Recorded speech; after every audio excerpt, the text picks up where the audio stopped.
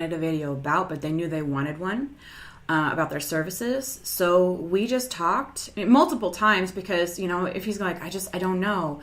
I'm not going to shoot a video for someone unless I know they're going to love it. So pretty much what I am is I do the footwork of the video, but I'm making their vision a reality. So if they don't know what they want the video about, I can't really shoot anything. I just throw ideas out there until an inspiration stick. And then once the inspiration stuck, he got excited, and you could definitely see it in the video. And it just made the biggest difference ever. So then once there was that clarity, we knew the direction we were headed, and it just took off. Can you say that word one more time? That C word? Clarity. Yes. There you go, Candace. I say that all the time. All the time. I said we need to get T-shirts printed up that just say clarity, because in business, often, the business owner, they have to have clarity on the whole, from cradle to grave, so to speak, every day. And it's a lot of head work. It really is. The physical part becomes easy, but it's the head part. Yeah. Because once you know where you're going, it's just making decisions along the way to get you there. Right. Taking a step to get me towards that end goal. And I learned more about that. I mean, I'm still getting there myself. There's always something to learn. That's what I love about this job. There's always a challenge.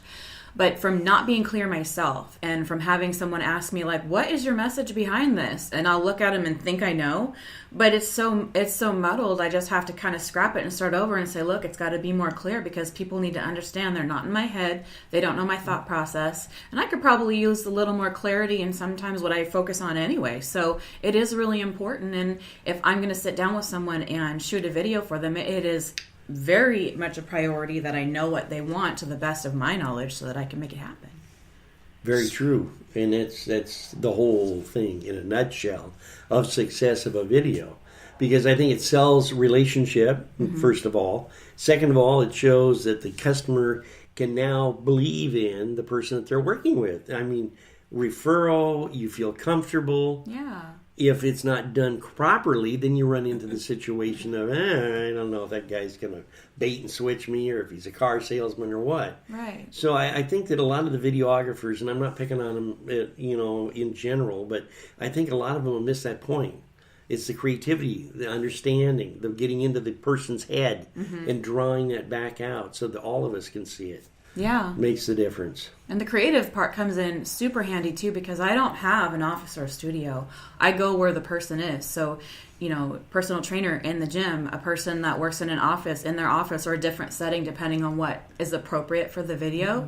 So sometimes I'm walking in and I don't have a lot of time to be like, okay, well, let's check out the light. And I set it up where the light is the best, and I give them a little screen to look at and say, are you happy with the way this looks? And we talk through what we're going to do so that I can make sure, okay, so let's move here. There's distractions here. There's this behind your head. It looks like this plant's coming out of the side of your head, like you have a little sideways ponytail. Yeah, but I gotta be able to look at stuff like that. So thinking outside of the box is super important to make sure that this video looks as best as it can be, because it's not going to have my name on it. It's going to have theirs, and it needs to be something they are proud of that represents them and their cause or their business or whatever it is they're trying to get the video about. Yeah, because actually in the long run, they're going to sing your praises. That's what's going to happen. And that your reputation is on the line, but so is theirs. And if you don't put your best foot forward for them, they're not going to do it for you. Yeah. Well, and really, I mean, I'm really more concerned about them making sure that they spend time and money with me, that they're happy with it. Because if somebody hypothetically were to say, this is terrible, I don't like it, I'm not going to make them pay for it. But obviously I'd want to make it right, because it takes a lot of time as a business owner. I know what it's like to, have somebody miscommunicate. You ask for a service and you don't quite get it. But it means a lot when somebody's like, well, how can I make this right? How can we fix this for you? And that's the kind of way I try to go into it, is because this is their time and their money. They spend their time with me too, that could be spent with them getting more business. So Absolutely. They're trusting me that this video I create is going to get them more clients and more income, because people are getting to meet them before they actually meet them.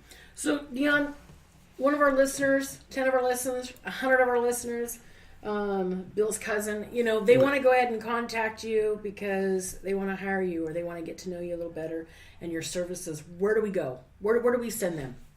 You can send them to my Facebook page, Video Services by Dionne. The page itself is fairly new. People click over and they look at it and they think it's, pretty great. And I've been getting messages about that.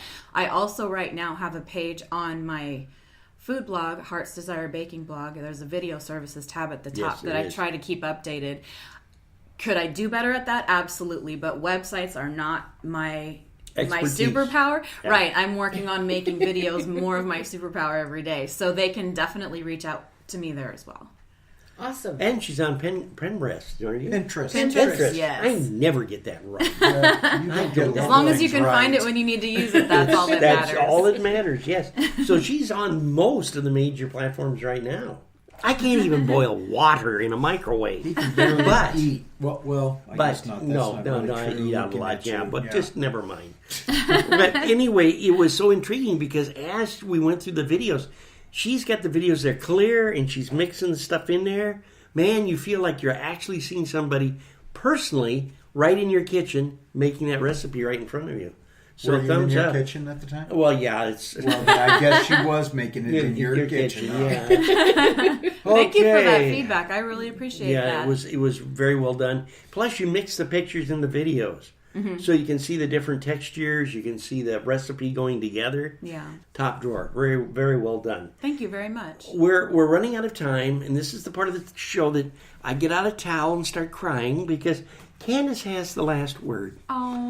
She just destroys every show. He says... Destroys. Destroys. He says that every show, that she gets the last word. When really, he gets the last word. Let's just roll on with the program.